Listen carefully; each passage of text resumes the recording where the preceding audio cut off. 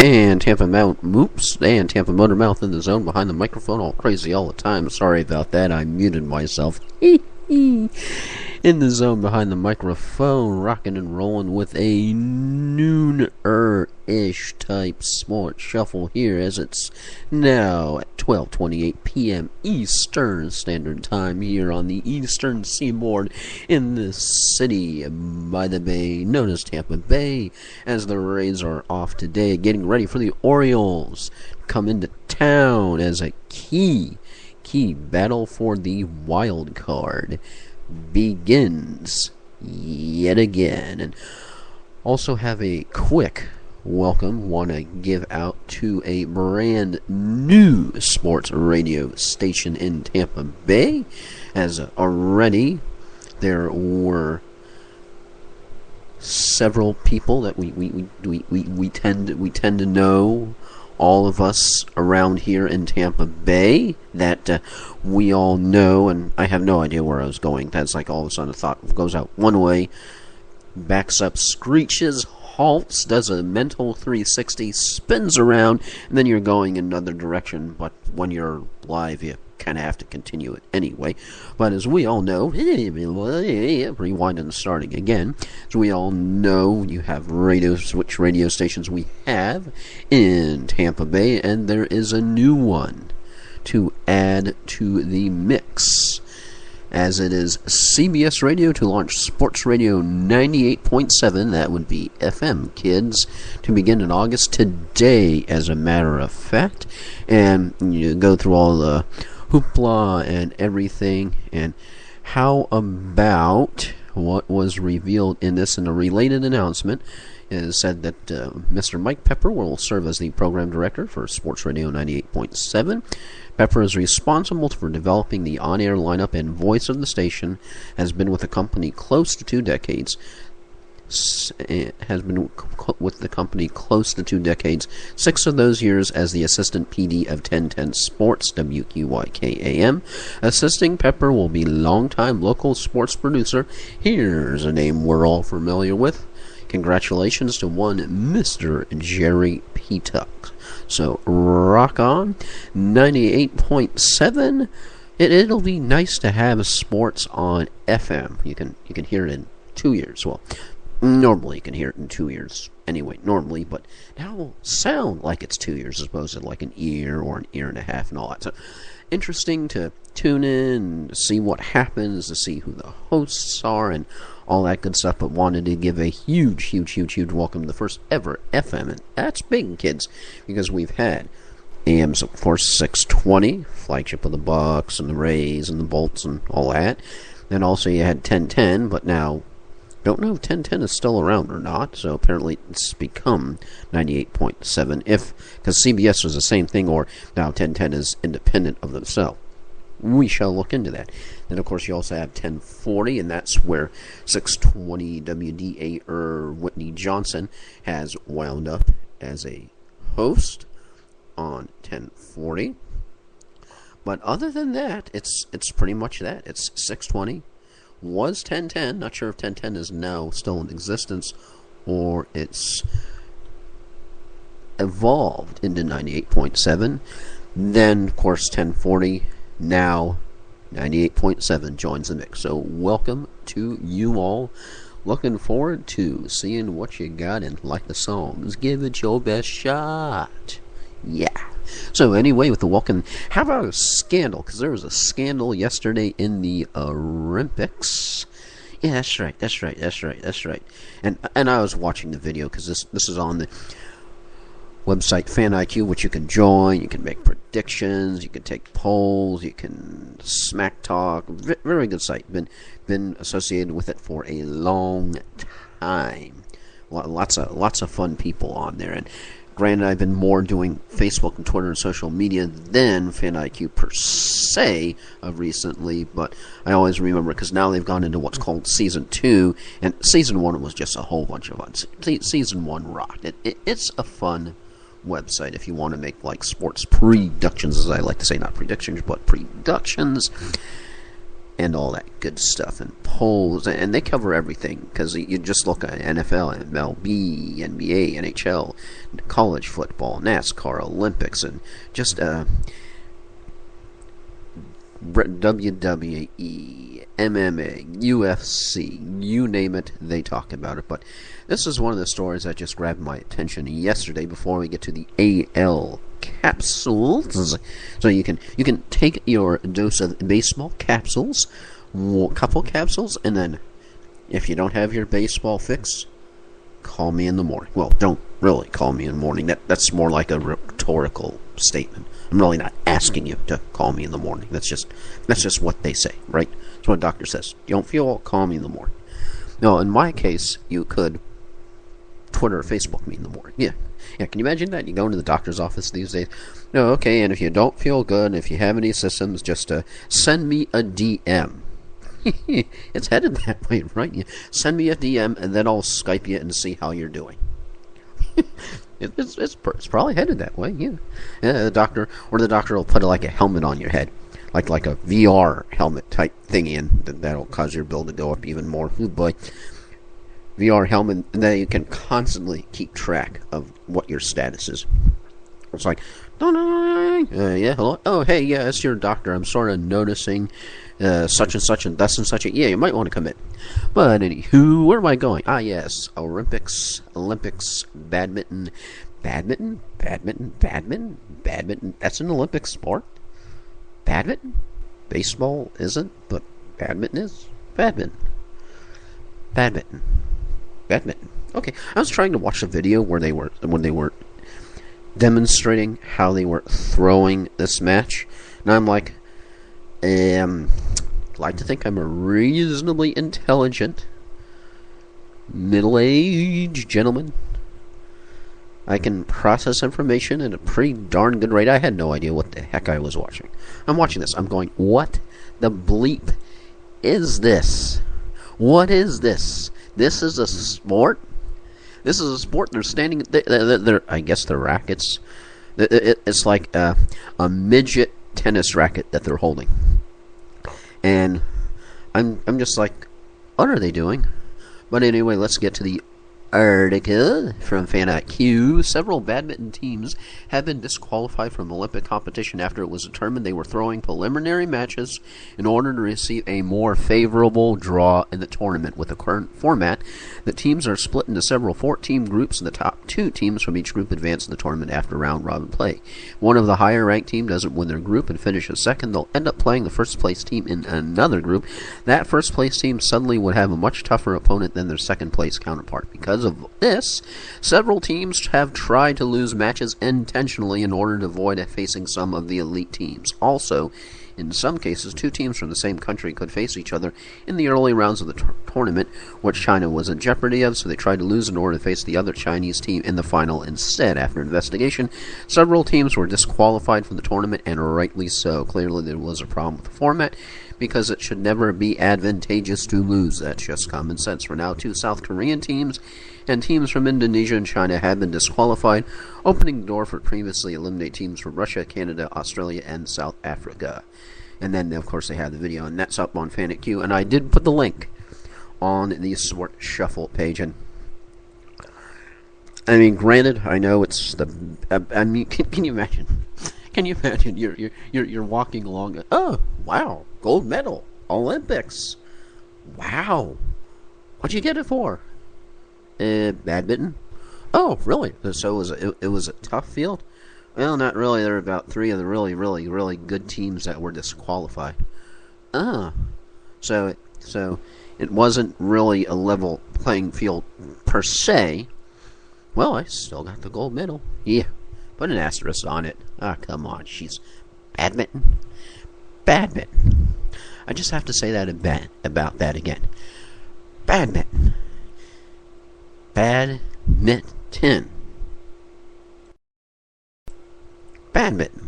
Sheesh. Boy. You watch the video. Watch the video and see if you're like me. You're like, what the fork's going on? Huh? Badminton. Yeesh. Anywho, let's get on to some real sports, as this is a quick Rooney type sports shuffle. As, I gotta love it when the media, the sports media, has to put the Rays up on top. It must absolutely kill them to not have to do. Man, okay. Can't put Yankees up there. Nope, no, okay. We can't put Red Sox up there. Nope, okay. What about the Phillies? What about the West Coast team, like the Dodgers or Angels? Tampa Bay? We really have to put the Rays first? Man, this sucks. We have to put the Rays first. We have to actually acknowledge there's a baseball team in Tampa Bay. We can't call them Tampa. We have to call them Tampa Bay. We have to call them Tampa Bay. We can't call them Tampa. Man, this sucks. We have to lead off with the freaking Rays. This sucks. That's my, how shall we say, imagined reenactment in major media press rooms. Man, we have to lead off with the Rays? Crap. We have to talk about the Rays first. Man, we can't, push them on page 11,000.2. Can't do that. Man, gotta put them first? Okay, gotta put them first. And the reason why they did put the Rays first, gotta love it. Don't you love it? Doesn't this feel totally different than when the week began, Rays fans? Doesn't it? Don't worry, this isn't Rays Capsules. This is American League Capsules. But, and since I'm transitioning on over,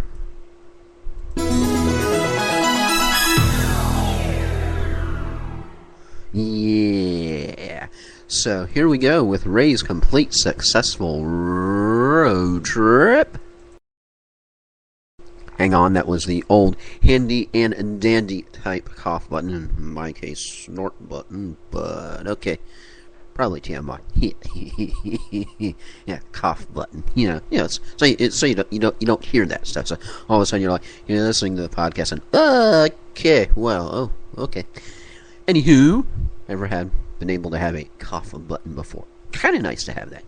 But anyway, as a Ray's complete successful road trip, you gotta love the photo that's there. Tampa Bay Rays Sam Pold 5 and Ryan Roberts. Notice how they forget his number. They don't have Roberts' number there. Celebrate after they defeated the Oakland Athletics in a baseball game. Really? That was a baseball game? Didn't know that. In Oakland, California, Wednesday, August 1st, 2012, Rays won 4-1. Ha. Of course, as we all know, even though a little bit of a traffic jam there for Alex Cobb in one of the innings, he got out of that, but he shut down Oakland for 7 innings. He channeled his inner shields, and Carlos Pena, who homered twice. Pena, MVP, most valuable. Pena. Carlos Pena homered to help the Tampa Bay Rays complete a successful 9-game road trip by beating the Athletics 4-1 on Wednesday. Pena, who drove in 5 runs in the series, hit an RBI double in the 6th and a solo homer. Oh, okay, so it was a double. I thought it was 2 home runs. I could have sworn it was 2 home runs. Okay, meh. There's my first screw up. Mental brain fart for the Tampa Motor Mouth. Oh well, you're used to that anyway. I'm used to that. Okay, nothing there to see here. These are not the droids you're looking for. Move on. I could have sworn it was 2 home runs. Oh well. RBI double for the Rays, that would be the equivalent of a home run. RBI double in the 6th and the solo homer in the 8th. Jeff Keppinger scored twice, and Matt Joyce and Ryan Roberts also drove in runs. Drove in runs for the Rays, who won 3 straight series. So let me say that again. 3 straight series on one trip for the 4th time. 4th time in franchise history. Brandon Ing homered for the Rays, who followed up the best July in club history by losing the first game of August. Cobb, 5-8, allowed 4 hits and 1 walk, striking out 6. Jared Parker allowed 3 runs and 8 hits in 6 innings. And the Honey Badger, Fernando Rodney, bow and arrow, lids to the left, shoot the moon, pitch for the 9th for his 31st save and 32 freaking chances. Bite me 18. And how about this? This one was a crazy. The Rays game was one of the more, how shall we say, normal games. Rangers and Angels, 11-10. And there were 7 runs scored, and that was just in the 10th inning, kids. Rangers won in a walk-off fashion. That was a nuts. In Arlington, Texas, we go as Elvis Andreas had a game-ending 2-run single in the 10th inning. And the Rangers rallied from 6 runs down. 6 runs. 6 runs down to beat the Angels. Pujols, as we all know, connected twice for his second straight multi-homer game. Second homer, which was a 2-run shot in the 10th, was one of the 4 long balls hit between the two teams in the last 2 innings. Ian Kinsler of the Rangers homered in the bottom of the 9th to tie it up at 7-all. Chris Iannetta also homered in the 8th for the Angels, but Texas came right back. Nelson Cruz homered, Mitch Moreland singled, both of them off of Jason Erzringhausen, one of the most fun names to say in all of baseball, who is now 3-1 to bring the Rangers to 10-9. With the bases loaded, Andreas drove a single past third baseman Alberto Calypso to set off a wild celebration for the Rangers. Joe Nathan, 2-3, gave up Iannetta's homer on a full count pitch and Pujols' 2-run drive, but still earned the win. Huh? Okay, well, baseball rules for you, who knows. Orioles got pounded. At one point it was like, okay, they're only down by 8, come on, they can come back. Yankees 12, Orioles 3, as Robinson Cano, who, Kevin Gregg sucks. Yeah, Robinson Cano hit a grand slam in the 7-run third inning. Yeah, you can thank Kevin Gregg for that, Orioles fans. How do you like him now? And New York sent Zach Britton to another shellacking at Yankee Stadium in a rout of the Orioles that stopped a 4-game losing streak. Let's see, Derek Jeter had 3 hits, 3 RBIs. It was a little bit of a rainy afternoon, but isn't that pretty much normal up there for New York? And Jobert Chamberlain, who returned from elbow and ankle injuries that had sidelined him, that's easy for me to say, I'm sidelining myself right now, sidelined him for June 5th last season. Phil Hughes, 11-8, pitched homerless ball for only the 5th time this year. Britton allowed 7 runs over 2 2/3 inning, leaving with a 19.13 ERA in the Bronx. Game that had maybe not quite as many runs scored as the Yankees and Orioles would be White Sox 3 and the Twins 2. White Sox ended up getting Jake Peavy to strike out 8 over 8 smooth operator innings. Alejandro Diaz gave Chicago the lead in the 8th with the infield single off of Scott Diamond's leg. That had to hurt. And the White Sox beat the Twins. By the way, does the leg get any credit? So if a single is off Scott Diamond's leg, does the leg get any credit? That's what I'm saying. I mean, the leg's hurting. Legs should get some credit. You cannot forget the leg. In the box score, but Scott Diamond's leg. I'm serious. Peavy allowed 5 hits and a walk 2. One of the runs he gave up was unearned. Danny Valencia homered in the 2nd, but Peavy toughened up after that and had trouble in only 2 more innings. Diamond 9-5 was coming off a 3-hit shutout, his first career complete game in his last start. Royals 5 over the Indians, who just cannot catch a break recently, especially on to the Royals. In Kansas City, Luis Mendoza pitched in the 8th inning. Lorenzo Cain and Jared Dyson struck out Stoked. Well, they stroked the 2 hits each and then were probably stoked as they drove in a run as the Royals beat Cleveland. The Royals, who have the worst record in the American League, 42-61, won consecutive games for the first time since June 27 through 29. Mendoza limited the Indians, who that's pretty not hard much to limit the Indians. They are sort of limiting themselves recently to 2 runs and 4 hits, only 1 after the 4th inning. Went 7 1/3 innings to pick up the victory. Indians rookie right-hander. Hard when you have, say that real times. Rookie right-hander. Say that fast 3 times. Backwards. Hander right rookie. Hander right rookie. Hander right rookie. There I did. Zach McAllister, 4-3, gave up 5 runs, 5 hits, and 2 walks in 6 innings. Tigers finally get that Bummer of a loss, revenge, 7-5 over the Red Sox in Boston. Green Monster and Fenway we go as Miguel Cabrera and Prince Fielder homered on consecutive pitches to cap a 5-run fifth inning, and Detroit beat the Red Sox to avoid a 3-game sweeper-roo. Delman Young added a solar homer for Detroit, who won just the second time in 7 games. Carl Crawford, apparently not injured at least this game, hit a solo homer for the Red Sox, and a 4-game winning streak halted. Rick Porcello, now 8-6, pitched 5 2/3 innings worth of work, giving up 4 runs on 8 hits for the W.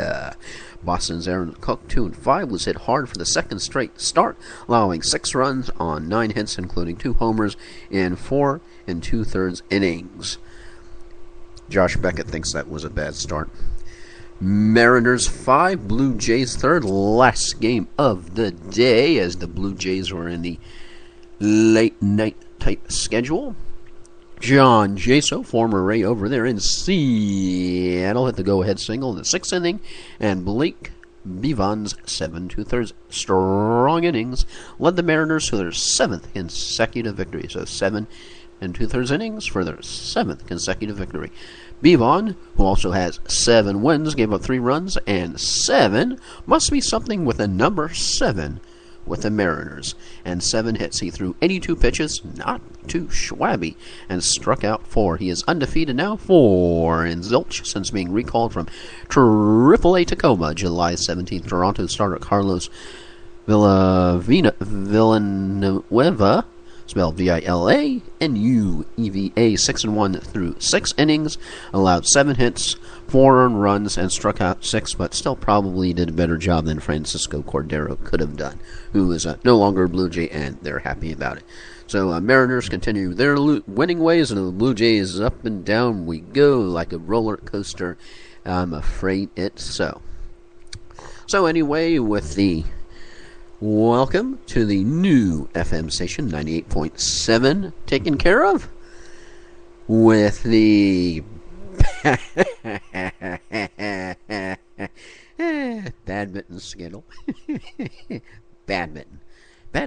We're not talking about sport. We're not talking about sport. We're talking about badminton. You kidding me? Badminton? Sort of a fusion of the Jim Mora playoffs and the Allen Iverson rant, with the badminton as the focal point. Yes. Hey, that's the crazy one. So, badminton. And the Capsules with the Rays, of course, off today. Josh Luke was sent back down to Durham. We're still waiting word to see who it is that will be called up. It sounds like it will be a corresponding bat position player as opposed to arm. So, that's it for me. Don't forget to follow me on Twitter at SportShuffle. Give me a like on Facebook, because I always like it like that. And by the way, something we want to is that's when you're like, I'm stalling for time. Dun, dun, dun. Waiting for the page to load. Dun, dun, dun, dun. I'm waiting for the page to load. Dun, dun, dun. I'm waiting for the page to load. Dun, dun, dun, dun, dun, dun, dun, dun, dun. Dun, dun, dun. Yes, pages are locked and loaded. See the spinning circle in the browser. Whoop, whoop, whoop, whoop, whoop. Oh yeah, and gotta give out a whoop, whoop, whoop, whoop. And then it kind of just don't you just love certain social media platforms that just don't want to work? Oh yes, I love when. Hopefully, I'm still broadcasting. Warning, unresponsive script. No kidding, really? Hadn't sussed that out. Thank you, interwebs. So, here we go. Wanted to give out the Sports Shuffle rant number, since I haven't memorized it yet. I are working on that. Improper grammar used on purpose. That would be 225-267-7678, 225-267-7678, 225-267, followed by a 76 and 78. If you're wondering, wow, that's like long distance, duh. Get Skype. Skype offers a 2 unlimited call plan for all of North America and Canada. It's like $2-3 a month. It's $2-3 a month. You can call anywhere. That way, then you can call that number. And with a 1 to 2 minute take, we're still. You know what? I'm just gonna. Is the badminton scandal the stupidest thing you heard today? Is it? Is it? Is it? Is it? Is it? Or if you want to springboard off the question from yesterday, which is, what did you think of your team's moves in baseball for the trade deadline or lack thereof? Moves. Call in 1 to 2 minutes. Keep it clean. If I like it, gets dropped into the show. Bam. Just like that. 225-267-7678. 225-267-7678. Also accepting texts at that number. That's right. So no, not only is that the phone number where you can leave your recorded text, we're working on the live call, and I'm not sure how that works quite yet. That's about maybe, thought it was a month or two away. Might be a couple months at this point. Working with the platform and all that good stuff. But for right now, you can send texts to the show anytime, 225-267-7678, or go ahead and leave me your sports rant. 1 to 2 minutes, keep it clean, either on the badminton scandal or what you thought of your team's moves or lack thereof for the trade deadline. Anywho, that's it for me. You're still you, and once again, I want to welcome 98.7, The Fan, first ever sports talk radio station, unless my memory escapes me, which occasionally it does, like about every other second. It's because I'm trying to pay attention to so many things at once, the memory goes, yeah, uncle. That's it for me. Let's see, told you about the rant line number, told you about the Facebook page, you know about the Twitter page. Also have a Tumblr up there. Just do a search for Sports Shuffle on Tumblr. So we got that going. And YouTube, I'm TPAMOTORMOUTH on the YouTube thingy. Because now the podcast gets published to YouTube, Facebook, Twitter, and Tumblr. So, yeah. We're just like Pinky in the Brain. What are we going to try to do tonight? Or no. Yep. Rewind. What do you want to do tonight, Brain? Same thing we do every night, Pinky. Try to take over the world. Pinky and the Brain. Yes, Pinky and the Brain.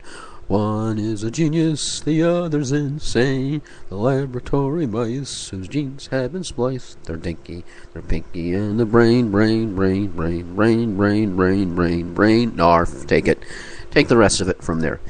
Anywho, as I was saying, that's it for me. You're still you. Checking. Nope, no chats or questions or anything.